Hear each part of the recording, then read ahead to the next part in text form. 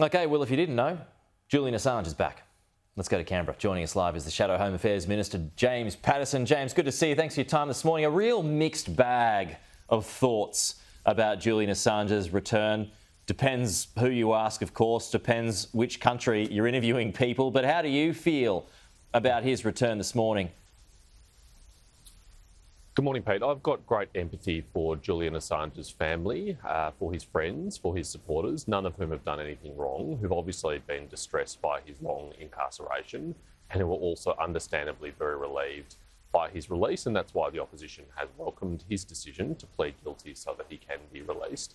But I think it is a mistake, as some have done, including the Prime Minister, to make comparisons between Julian Assange and Chung Lei, Sean Turnell, Kylie Moore-Gilbert. I mean, these were Australians who were innocent, who were persecuted for other reasons by authoritarian powers and who, under great difficulty, under two governments, the releases were negotiated. That's very different to what Mr Assange has done. Mr Assange evaded lawful extradition requests, first by hiding in the Ecuadorian embassy, then by using his legal rights in the United Kingdom to challenge them over many years. The reason why this has taken so long to resolve is because of his decision to challenge it in that way. And he is now someone who's pled guilty to very serious national security offences, which are not just offences against the United States. They're offences against the Five Eyes intelligence gathering alliance, including Australia, because they put the sources of that alliance at grave risk. Is he a credible figure?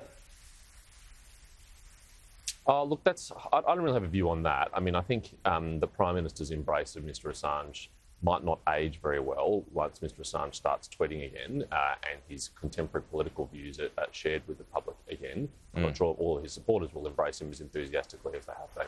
Yeah. Hey, James, there's some talk about him possibly seeking a pardon down the track, however unlikely that might be, bearing in mind that Joe Biden, he won't even do that to his own son. But how would you feel about that? Well, that's really a matter for the United States government if Mr Assange and his legal team seek that. The US Justice Department, I think, has shown quite a high degree of leniency already, given Mr Assange is now admitted to committing very serious national security offences.